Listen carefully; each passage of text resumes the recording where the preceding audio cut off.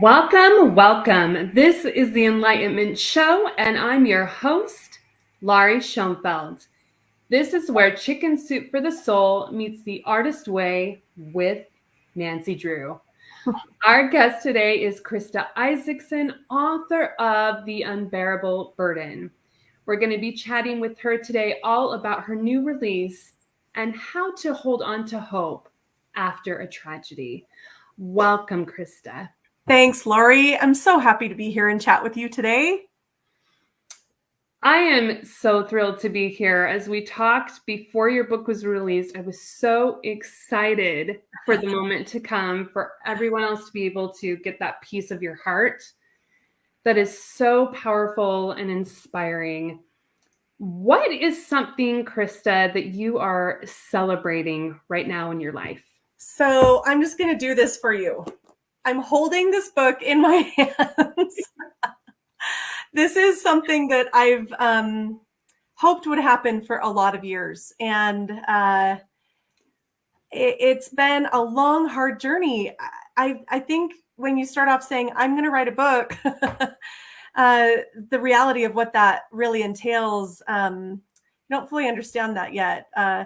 But I had a lot of amazing experiences along the way, a lot of great mentors and friends that kept telling me I could do it. And to have crossed that finish line and hold that story in my hands, have it on my bookshelf is a dream come true. And I was just telling you a few minutes ago that it has lightened my heart because it's not just in here anymore, but it's out in the world. And as other people read it and talk to me about it, I feel like they help me carry that burden that felt unbearable to me at the time. And to have so many friends and family members help me carry it is a beautiful, beautiful thing. And it's been out in the world for about 2 weeks now. It's about 2 months. 2 months. Yeah. 2 months. Yeah. I just had the book launch 2 weeks ago, but it's been out for about 2 months. So yeah, it's a new baby, but it's doing well. Can you share with our listeners and viewers what Unbearable Burden is all about? Yes, I would love to. Thank you. So 15 years ago, my fourth child's little daughter named Alora. And one night she got sick with what I thought was the flu. And we were having a really rough night. My husband was in school getting his master's degree. So I was home alone with her. We'd have family members in town for a special occasion. And so we had some family there. But I was taking care of this sick little daughter. And my husband got home. And as he was telling me about his day, suddenly Alora had a massive seizure. And I'd never really seen anyone have a seizure before. So that was scary enough as it was to witness her have a seizure. But when I tried to rouse her after that, she was unresponsive completely. And, normally when you pick a child up, we've all picked up like sleeping children, and they'll kind of at least rouse a little bit and hold up their heads or something. I lifted her off the bed. I was calling her name and nothing. And luckily, my husband's brother was downstairs in our basement with his family. He heard me yelling her name and came running up the stairs. And he took one look at me holding Alora and said, "You need to get to the hospital now." My husband grabbed his car keys. I grabbed a blanket to put around Alora, and we both raced for the car, leaving our other children in the care of my husband's brother. We had a 4-month-old baby, so we did take him with us. But we raced her to the emergency room. We ended up at Primary Children's Medical Center in Salt Lake City. And there, Alora was diagnosed with a brain tumor. And I just had not been expecting those words. I felt like those are words that you hear like on medical dramas on TV, right? Like that's something that's fictional. It's not real. And I could not for the life of me understand how a doctor was saying those words to me about my little girl, that she had a brain tumor. And it knocked the wind out of me. It was a devastating diagnosis. So after the diagnosis, the doctors did a lot of emergency things to help her because she just couldn't wake up from the seizure. So after they did a CT scan and we got those results back, it showed that Alora's tumor had probably been growing since she was a baby, maybe in utero or soon after she was born. And it had finally blocked off her brain's ability to drain excess fluid. And so she had what's called hydrocephalus. And the pressure in her brain was so great that that's what was causing that seizure and her inability to wake up. So as you can imagine, we were going through a really sudden, rough, scary moment there in the hospital. Mm-hmm. So I think for the next 20-ish hours, Lauri went through several emergency surgeries. She had a stent placed in her head to drain off the fluid. She ended up coding 3 or 4 times, and she was resuscitated and brought back, had her heart started again. A couple of other emergency surgeries, blood transfusions, a lot of really hard, scary things. And eventually that night, just about 1 day after that first seizure, the doctors finally came to us and explained how broken Lauri was, how much damage had been done to her little body, not only from the tumor, but from all of the emergency procedures and methods to keep her alive. And they gave us an option that we could leave her on life support and that she would eventually pass away on her own, but it could be days or even like a week or 2, just depending on how things happen. Or we could choose to take her off life support. And as a mother, that didn't seem like an option at all. That was like, which bottle of poison would you like to drink? You know, like it was the worst question anyone had ever asked me in my whole life. And I honestly didn't want to be a part of it. I just kind of wanted to say, this should not be my decision. This should be up to God. He should be the one to decide this, not me. I don't want anything to do with it. And I tried to ignore that. And I didn't want to be the one to say what her life should be or how it should end. And I eventually realized that was not settling peace in my soul, that I was in absolute anguish over this. And the decision, was that if we left her on life support, she would be alive and we'd be able to touch her and feel her and hold her, but it also would prolong her suffering. And we would have to witness that day after day after day.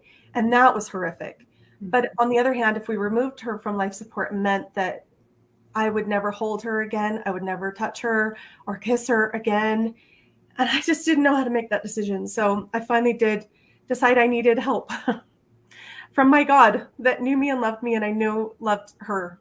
And so I finally did offer the most difficult prayer, the only prayer I've ever been afraid to actually ask to offer, because I was pretty sure he would give me an answer, and I wasn't sure I was brave enough to receive that answer and then follow through what I felt like he needed me to do. So, but I finally realized that if I was going to have any peace about this, that I needed to find out what God wanted from us. So I did offer that prayer. My husband and I, independent of each other, which I think was a good decision, came to the same conclusion. That way we couldn't find blame in each other, right? If he had made a decision and told me what we needed to do, I think maybe I could have gone back and blamed him, vice versa too, right? So independently, we came to the same decision that we needed to remove Lauri from life support. And I still wasn't sure why that was God's path, why that was where he wanted us to head. And I was very confused. But I asked him that if that was what he wanted us to do, that I would be able to receive help. And in that moment, I felt beautiful arms wrap around me and carry me into that hospital and support me while we went up to a room and called the doctor in and explained the decision that we had made. I feel like I was very supported by arms I could not see. Someday I'll figure out who it was. It was probably someone I know, a family member or someone that's close to me who came in that moment and wrapped their arms around me. But as soon as we had told the doctors our decision, they immediately started to remove all the myriad of wires and tubes and things that had been keeping her alive. They removed those. And the most beautiful sacred moment I've ever experienced in my life was Lauri had her breathing tube. It was the last thing that she was still connected to. And the nurses had my husband and I stand up and interlink arms like this, and they laid a blanket in our arms, and then they laid Lauri between us, between our hearts, and we held her between us, and they removed that breathing tube, and she passed away while we were holding her between our hearts, between us. And I feel like we got to walk to the edge of heaven and pass her through to, I know, loved ones that are waiting on the other side, and that they promised they would care for her till I can see her again someday. But it was the most excruciating moment, but also the most sacred, beautiful thing I've ever experienced. And I realized as her mother, I had that great privilege to bring her into this world. And then I also had the great privilege of holding her as she left this world. And though it was so painful, it's a moment I would not have missed for anything. And I realized that if I had chosen the other path of letting Laura pass away on her own, like that was the other option, who knows if I would have even been in the room. Is it possible that I could have been home taking care of my other children, or in the shower, or any other million possibilities? Would my husband and I have both been there? Chances are I probably wouldn't have been holding her, right? She would have passed away in a bed, maybe alone. And so I realized in the end that the thing that I considered that Heavenly Father was asking me to do something cruel. I thought God was being mean to me. He was actually trying to provide the most beautiful moment, and I would have missed it if I hadn't listened to what he wanted me to do. So I've decided that I can trust him in a way that I never have before, and to understand that his way, the thing that he asked me to do, ended up being a beautiful miracle in the end. So yeah, that's the first part of the book. I know. Here, we'll both take a minute. Wow. Yeah. So that's the first part of the book, the first half. The second half of the story is then the funeral and how we prepared for that. But the main part of the second half is trying to show the amazing ways that Heavenly Father carried us and helped us to learn how to survive Alora's loss. Mm-hmm. God showed his hand in many different miraculous ways that I was privileged to witness, small and large, and wonderful blessings that proved that we were still being carried and lifted and held. And my hope is that even though each of us, we might have different trials, right? Things, they're not going to be the same. Not everyone has lost a child in this way. We all have different hard things, and they aren't the same. But I hope that in reading this story, people will feel not alone in their grief and their hardships, that we all carry something that feels unbearable. But I hope that in reading this story, there is hope. There's hope that those unbearable things can become bearable by relying on those around you. If you have a higher being that you rely on, a God or someone that you believe in, that you can rely on them, that you allow others, your friends and your family, to come in and lift and carry you. And that step by step, and by acknowledging that there are people all around you that also carry heavy burdens, that we are like a community, like a family, that help lift and carry one another, and you're never alone in those moments. We have a comment coming in for you. Hi, Julia. Julia Slack says, so much love for sharing this story, Krista. Thank you for being here. Julia. Thank you. Tell us about Elora, Krista. What was she like? So there's a whole chapter in this book that I've titled Mischief. So that will tell you straight away. She was child number 4. And so it's funny how children come in a certain order, and you know what a first child is like. And then the second child's like, supposed to be like completely opposite from the first child. And then those middle children are just kind of quiet and in the middle. Laura was quiet mischief. And I know some of you out there know exactly what I'm talking about. If it's too quiet in the house, you know something's wrong. Go find the child. So that was Laura. And when she was about 18 months old, I have a sister-in-law that lives in Pennsylvania, and we have children that are just like a couple months apart from each other. And so we called each other nearly every day. These were both of our 4th children. So they were like in the same spot in our families. So we called each other nearly every day to see which of them had gotten into the most mischief that day. So it was like a competition. And Alora won on the day where she ate all of the pink fluorides out of the bottle, and I had to call poison control. So she won that day. She won often because she had learned to scale our pantry up to the very top shelf. She was a little bitty person. She would climb all the way up where the fruit snacks were stored, and she would get into those. So I would and go get her. One of my favorites was one day I had a beautiful plant that I had been growing since a little bitty plant, and it was nearly as tall as me and had all these beautiful glossy leaves on. And one day she picked off every single leaf and laid them all out on the table, and it was just, my plant was like a stick. And it never survived, right? It died after that. So this was constant, ongoing.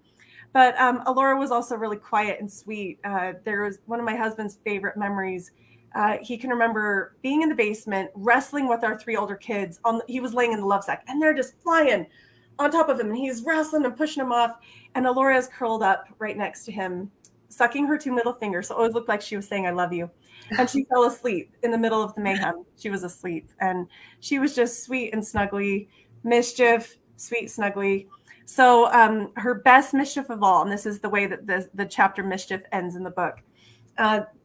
It was the middle of July, about 6 months, so 7 months before she passed away. And I had just finished giving my 2 older sons their summer haircuts. I just buzzed them with the clippers. And I put the clippers down on the floor and did not unplug them. And you know what's coming. So I carried my son, who was about 5 years old, into the shower so he wouldn't traipse hair all over the carpet. And got him in the shower real quick, went back to go in the kitchen. Alora had managed to turn on the clippers and buzz the whole front of her head. And it was bad. It was bad. She had really long auburn hair, and now she had this mullet. And it was not hideable. No, it was bad. So there's a little snippet of Alora. How did the hairdresser, when you took Alora in, what did that look like? Well, we ended up not doing much. I called my mother right after that, and I was laughing so hard. Luckily, I was laughing. And I was laughing so hard, I was crying, right? So I'm on the phone with my mom. I can't even talk because I'm laughing so hard. And she says, "Are you laughing or crying?" I said, "Kind of both." And I calmed down long enough to just tell her what had happened. "Mom, it's so bad. What do I do?" And she said, "It's easy. Hang up the phone, take her in the kitchen, and take some pictures." And I thought that was really good advice from my mom. And so that's what we did. I took Alora in and handed her the clippers, and we took the most adorable pictures, which are now precious to me, and a blessing, because I realized later in the book you'll read where one of the first procedures that Alora had to have in the hospital was to place that shunt in her head, drain off that fluid. And we just barely grown out her bangs. They were kind of like baby bangs, but they were starting to look like normal bangs again. And I walked in to see her and burst out laughing because they had just shaved her head back again. And I realized that because I had laughed the first time, I was able to laugh the second time. If I had punished her or yelled at her or spanked her or been angry in any way, I think my heart would have been destroyed when I saw her the second time, because it would have brought back that horrible memory. But instead, there was laughter in both. And it was a sweet moment to be able to have a good memory in the midst of real trauma. And I was really thankful that I chose to laugh the first time.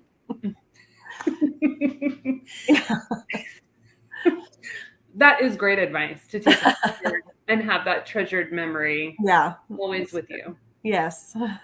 When you were writing Unbearable Burden, what was some of the hardest moments and struggles that you went through putting that on paper? Very good question. There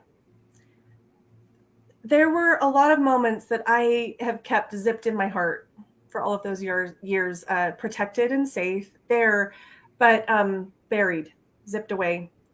And when I knew that I needed to write this book, it was going to take unzipping and taking those hard things out and examining them closely enough that I would be able to write them with true emotion and sort of reliving the moment over and over again, and writing it and writing it and rewriting it, and being able to take criticism, right, from beta readers and critique groups and mentors. And there were plenty of days where I felt like I just didn't have the emotional bandwidth to unzip my heart, take those things out, and look at them closely enough. But I also found that with practice, many years of practice, it got a little bit easier, and that I was able to look at those really difficult moments that I thought were only pain. But as I looked at them more closely, I actually discovered there were a lot of hidden, beautiful moments and blessings that were attached to them. I don't think I would have seen them all if I hadn't had the courage to take them out and really look at them closely. So as hard as it ended up being really beautiful too. And that was surprising to me that I saw so much beauty surrounded to things that I thought would only be painful. So that was neat. I like that. I think this is good advice for anyone if you're out there thinking I need to write a memoir. For about 2 or 3 weeks after the funeral, I had an overwhelming desire and need to write down everything that was in my head. And that actually was the most painful writing that I did, because it was all so raw and also a mess, a jumble, a blur, and pain in my head and my heart. But I could not ignore that urging. And so I would make myself get out of bed, and I would crawl down the stairs to the computer, and I would sit at the keyboard, and I would just type a stream of consciousness, anything I could think of, procedures, names of doctors, order of events, anything I could think of, memories of her, things she'd said. And it's all just a messy document. It's not beautiful. But I got it out of my head, and I did that for 2 to 3 weeks straight. And I would type until my heart was bleeding and the tears were streaming so thick I couldn't see anymore. And I would stop. I would crawl back up the stairs, go back to bed and sleep. And I did that every morning until I felt like I had everything out of my heart and my head. It was pain. It was painful to do. But the beautiful thing is that when I decided to write the book, look at this document that I had. I didn't have to rely on my fallible memory.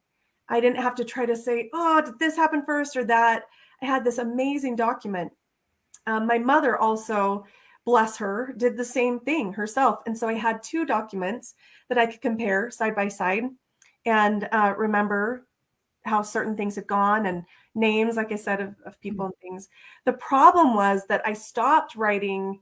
I didn't write anything about the funeral or planning for the funeral. So it was interesting to see that writing the first half of the book was decently straightforward. I knew from my documents what went where and what had happened in the right order. But when I got to the moment after she died and we were planning for the funeral, all of a sudden it was really hard because I couldn't remember exactly how things went. So I had to be like a detective, and I had to call up all my siblings and all of my husband's siblings and all my friends. And I had sticky notes all over a table, and I was putting things like this all over and trying to arrange it. And it was hard. So I realized how important it is, even when things are raw and hard, to at least write something down. Write it down when it's new, when it's young, when it's raw, so that you have it if you want to come back and revisit it later. So that was a good lesson to learn. I love the visual that you shared with us about unzipping your heart and pulling out pieces at a time and examining them, and how you were surprised at what you saw, that there was that grief and pain, but also there was that gratitude and joy and growth in those moments too. Yes, I'm thankful that with all the help that I received from so many amazing sources, that I'm thankful to have learned what I learned. It's sacred to me. The person that I am today is different than the person I was then. I would never have chosen to go through that experience, but I would never give up the relationships I formed, the way that I know God, the person that I am. I would never choose to give those up either. And so I'm thankful that we don't have to stay in that place, right? I'm thankful that it's been 15 years and there's been a lot of healing and help. But I am thankful for the things that I've learned along the way. Just thankful to not have stayed there in that pain. Mm-hmm. Yeah. Tell us about that process a little bit, Krista, of unzipping your heart, how you went from moving through the grief that you were feeling to find hope within your life? So at the end of the book, I try to do my best to describe a really pivotal moment for myself. And I hope that I've written it in a way that is understandable, because I also understand that each person grieves and mourns and finds healing in very unique ways. So obviously this is not the end all answer for everybody, but it was a pivotal moment for me. And I hope that maybe if someone is struggling to find a way to get to put their foot on that path back to healing and back to light, that maybe this is something that will resonate. So there was several months after Laura passed away where I started to spiral into thoughts of all the things I'd ever done wrong as a mom. It was massive guilt trip on myself. And really, if I think about it logically, it was like, I felt bad that I hadn't read her a book one time. I felt bad that I sat her up on the counter when she was crying and like didn't let her get down while she was throwing a fit. And I, just everything that I'd ever done, I didn't let her have a fruit snack, or I don't know, Mm-hmm. it sounds silly if you just say them like that, but in my heart, I felt guilty for everything that I had not done perfectly because I'd had such a short amount of time with her. I wished that every moment had been perfect. I wish that I'd never been frustrated with her. I wish that I could look back and not have any regrets at all. It's impossible, but that's where my mind went. And every day it got worse and worse till that was all I could think about. I would wake up and get my husband off to work and my kids off to school, and I had my baby, and I'd sit on the couch and just spiral down into this guilt. And I finally, after a few months, realized that I was going into a really dark place. And I'd seen people before who were in the midst of grief who got stuck in that place, and they lost a lot of the good in their lives. Sometimes their families fell apart. They lost their faith. They lost employment, lots of different things by being stuck in this dark place. And I realized that I still had a family that needed me and that I needed to find a way to not be stuck there. Now, I did go on and get more professional help and things, but in that moment, what I needed something immediate. I knew that I needed something right away. And I had gone to the scriptures a lot of times before Laura passed away, and in the middle of the hospital, the Bible, and the Book of Mormon that I believe in for my religion were real sources of strength. God's word was really helpful to me. And I realized that I had not been relying on that source of strength, something that had really helped me, that I had kind of abandoned. I'd almost like walked away from God for a short amount of time in my grief. And so I picked up my Bible and I started to read some of God's word. And I found that it was almost like an instruction manual. It sounds funny, but there were things that I'd read that were very familiar to me, but they were like brand new because I had never read them in this place of my heart. And it was things like, cast your burden upon the Lord, cast it, throw it, and other scriptures sort of like that same thing. And I realized that God was saying it was okay for me to let go of the things I was feeling bad about myself. I'd been holding them really close. I'd been feeling like they were my responsibility to carry, that it was my fault and I was the only one that could. And yet here in the Bible, it was saying that that's why we have a Savior. That's why we have a God. They're there to help us carry the things that we can't, the things that are too heavy, and that I had permission to let them go. So I stood up right in my living room and I imagined having a backpack on my back, which is why there's one on the cover. So I had this backpack on my back and I loaded it full of all the horrible, hard things, the things that I couldn't look at, the things that I couldn't bear on my own, the things that were holding me down, the guilt, everything. I just put it all in there, shoved. And then I mimed taking it off. I physically just went like this and I put it down on the ground. And I said, Jesus, my Savior, will you please carry this for me? And he told me yes. And he's still carrying it today. It's been 15 years. He's still carrying it because there will be things in all of our lives that are too heavy to bear, no matter how long we live.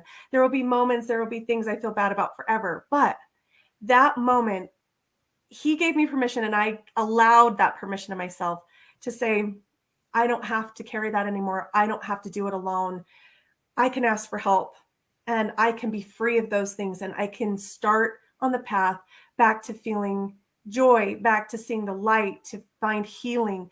And that was the moment where I realized, there were still bright, beautiful days ahead and that I was going to find them and it was going to be okay. So for me, that was a moment of healing. Now there's a lot more. You can't just one time be like, I think I let go and that's it. I still needed a lot of help from a lot of people. And that's been there too, a whole journey. I don't think it's a day or two. It's kind of a lifetime journey of healing. But I can honestly say that I can sit here with you, Lauri, my friend, and say all is well. And there have been beautiful days, including the birth of a new baby. She's 9 years old, but we have a new little daughter named Hannah, and she was a beautiful blessing that I hadn't seen coming at the time. So there's been beautiful things. It's so powerful, the whole visual of having those rocks and Yes. how we each have those spaces in our life where we are just carrying so much, not even realizing most of the time how much we're carrying, just that it hurts and it's painful. And how do I let this go? Yes. That you gave yourself that opportunity to be really honest with yourself and with God and say, okay, it's too much. Where do I go from here? I do think sometimes the hardest part of healing is giving ourselves the permission to let go. For some reason, we are harder on ourselves than we are on most people. And I think we are not quick to let ourselves be forgiven, to feel that the things we regret or the things that we feel guilty over, that it's okay to apologize for those or to make them right, but then to let them go. I do think that's sometimes the hardest part of the healing, is to allow ourselves the freedom and the grace to step on that path to healing. Absolutely. Yeah. Julia has a great question coming in. Julia says, did your children read the book? Fantastic question, Julia. That has really been an amazing thing that has just happened recently. So my children were 9, 7, 5, and then Alora was 3, and then I had a 4-month-old. So they were little when this happened. And now they're 25, 23, 21, and 15, plus my new 9-year-old daughter. And just like you're probably wondering, did we talk about it over these years? How has that experience affected our family? We do talk about Alora. She's very much still a member of our family. We believe that we know where she is and that she's safe and that we'll see her again someday. So, but I don't believe that I've ever sat down and just said, hey guys, let me tell you the whole story from beginning to end. You were little children, so let me explain it.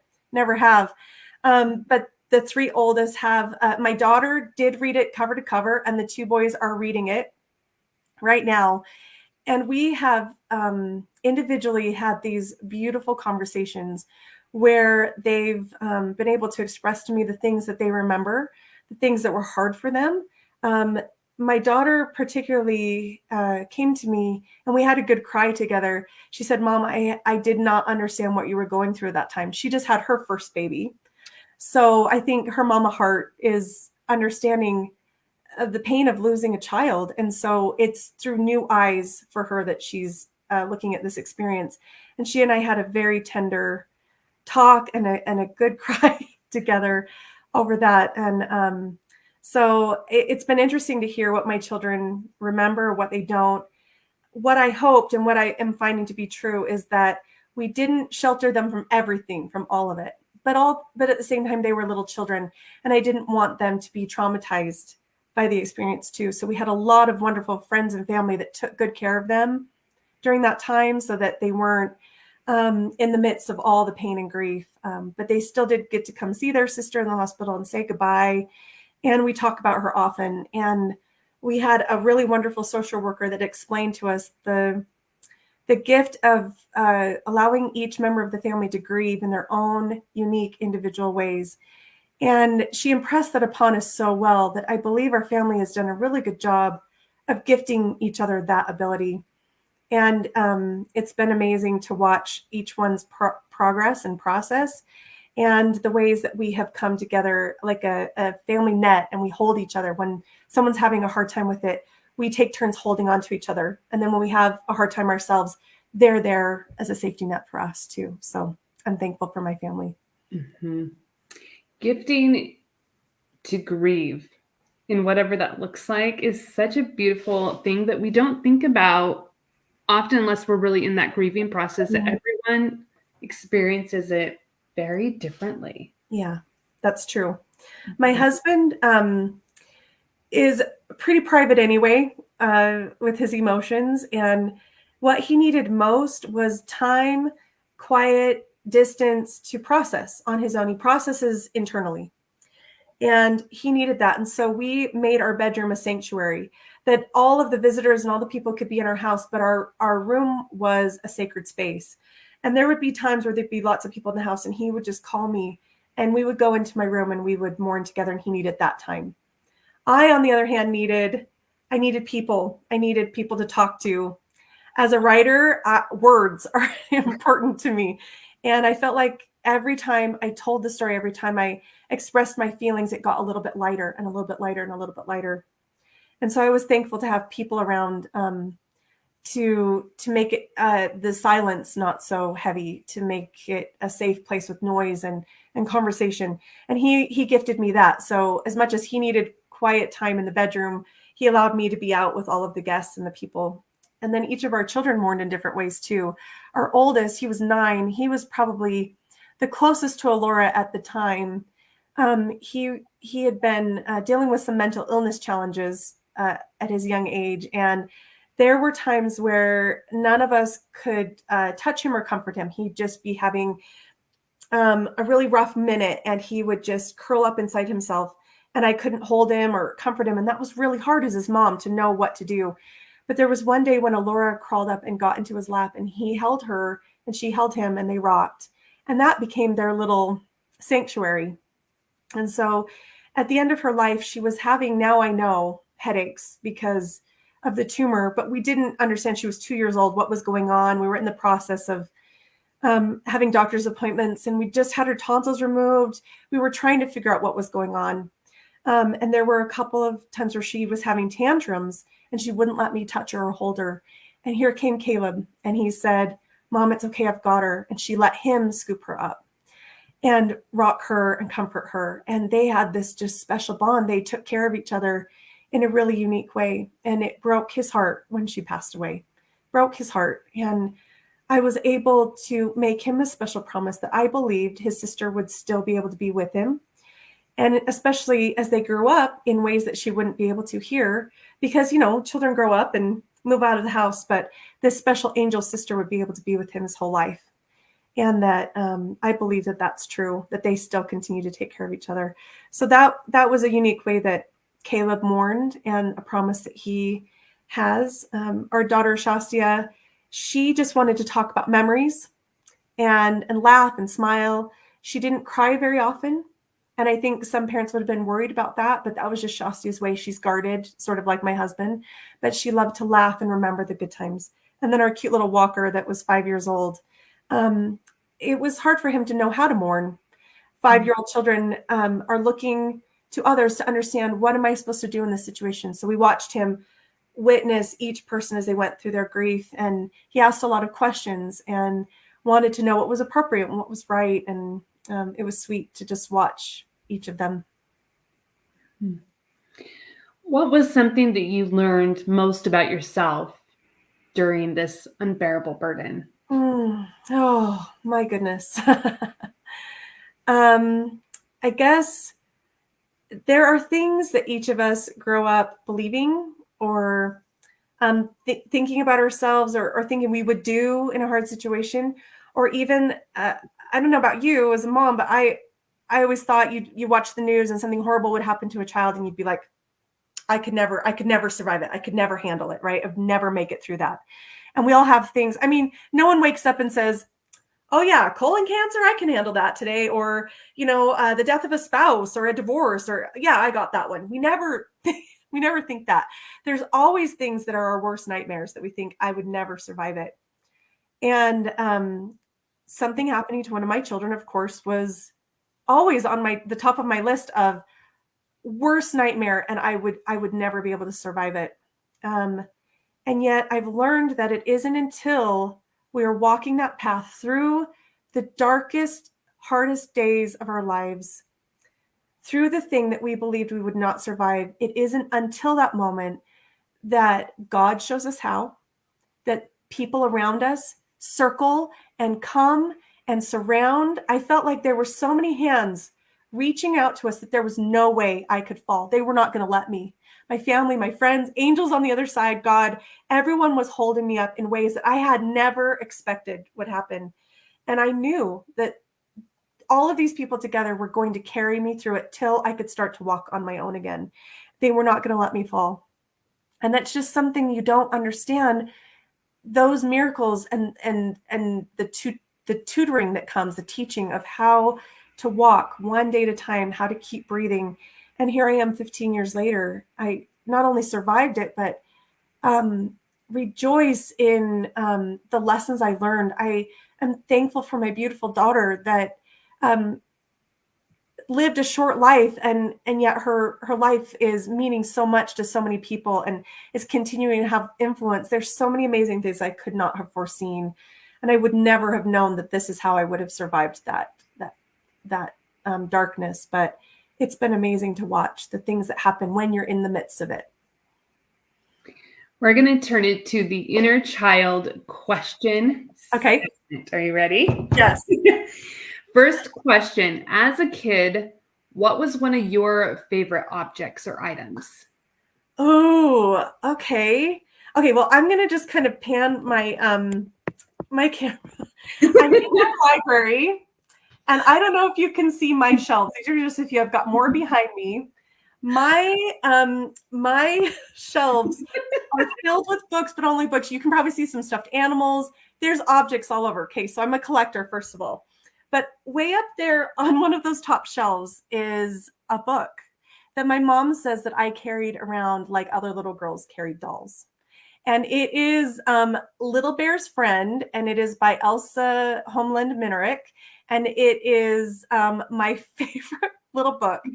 And I have the original copy that was mine as a little girl. So I think words and stories have always been part of my heart. And so to have had this chance to use my words to put them into a book of my own and put my name on it has been, it's a hard thing to say a dream come true because the circumstances around it are not a dream come true.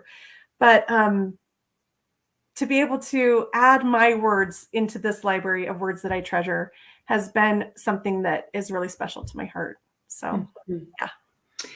Well, since we're looking at your bookshelf, what are some of your favorite things to collect and why? Okay, so I'm going to pan this way. You can see this cabinet right behind me. This is a cabinet that I have things in from all over the world. I've been collecting pine cones, dirt, sand, rocks from everywhere I've been, even from when I was little. I'm a collector. You're guessing that at this point. This room is filled with treasures. But I have a little tiny pine cone from one of my favorite camping spots in the world that we used to go like when we had chicken pox when we were a kid. My brothers and I all had chicken pox at the same time. And my mom and dad were probably like, we got to get out of this house. And so they took us camping to our favorite place. And I have a pine cone from that time where we went camping. I've got a special jar of sand. My middle son is now a Marine. And the very last thing that they have to do to become a Marine is go through the crucible. It's 2 to 3 days of barely any sleep, hardly any food, heavy packs, and all of these exercises that they have to get through. And then they climb the final hill. And when they put their pack down, they become a Marine. And so he had saved a little jar and he scooped up a little bit of the dirt and he handed it to me at boot camp. And that's in my case. So I've got things I've collected in here that from all the beautiful places I've been. I love it. I love that so much. Like, just again, that visual of putting the backpack down, Yes. collecting the sand and then giving it to you. Yeah. It's so beautiful. It was special. I don't think there could have been a better gift. So yeah, my kids know me. They love me. I know not everyone would appreciate a jar of dirt, but this mama does. When you were a teen, was there a book that inspired you the most? Ooh, let's see. I've got a lot of favorite books. Isn't that a hard question? It's a horribly hard I question know. That's from a really, writer and a reader. Yes, and I just asked it. I think that I was always in honors English classes and creative writing classes through high school. And I think there were a lot of titles that were required reading at the time that I was not old enough or had enough life experience at the time to understand fully. I've reread them as an adult and I go, oh, now I understand what that book is talking about. But I do remember, this is a funny one that's coming to my mind, but I do remember reading not 1984, Fahrenheit 451. There we go, both numbers. And the way that that book was written and the visuals in that, and that it wasn't all just like a fairy tale, that there were hard things in that book to read about, and that it was so much about our society. I think it really opened my mind that not every story had to have a happy ending necessarily, that you could write about hard things and that people would be affected by your words. And I think that was the first time I remember feeling that way. So that was a really influential book. But also, right, I'm going to point right here, these books right here. This is a series of books called the Redwall series. It's by an author called Brian Jakes. And there's like 25 of them. I don't know. There's a lot. But they are my very first prize that I ever won from a writing contest. I was a senior in high school and I won a contest for my school district. And that was the prize. And so those are special to me. Mm-hmm. As they should be. Yeah. Third question. Okay. What is the oddest food combo that you've liked and tried, or you've just tried? This is a shout out to my son, Caleb. He is a huge Doctor Who fan. Does anyone know Doctor Who? Okay. You'll understand this then if you're a Doctor Who fan.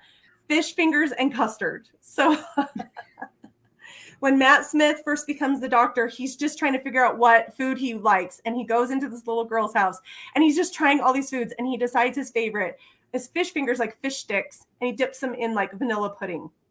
So every year on National Doctor Who Day, we eat fish fingers and custard at my house. Do you like it, Krista? It's good. It's good. Just trust me or don't. It's fine. It's fine.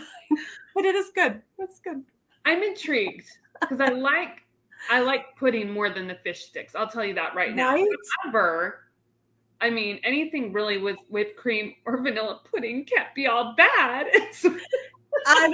You just have to try it. I don't know. I don't know how to say, but it's a good one. I'm gonna try it and then Okay. we'll talk about. You can let me know what you think. The deal. Before we end today, what advice can you give our listeners and viewers on living a creatively abundant life? I think that there are people in the world that need to hear our stories. Every single one of us has one. Every person has something that has happened in their life that somebody else will go through after us. I love the idea of standing here today and being able to turn and reach my hand out to someone who is standing where I have stood, and to reach out my hand and say, I'm here. I've got you. You can do it. You can make it.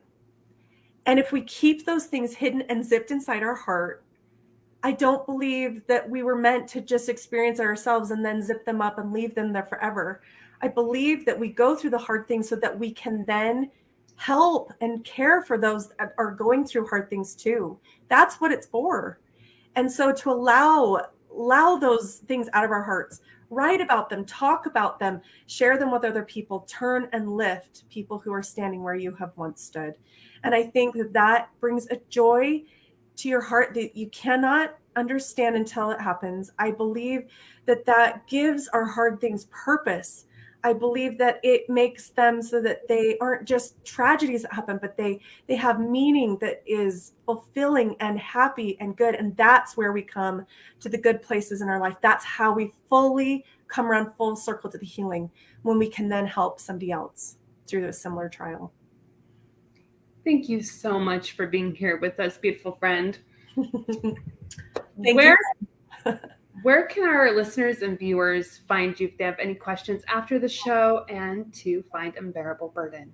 So Unbearable Burden is on Amazon. It is a paperback, or you can get ebook, and just search for Unbearable Burden. The subtitle is One Mother's Decision to Trust God When He Asked the Impossible, Krista M. Isaacson.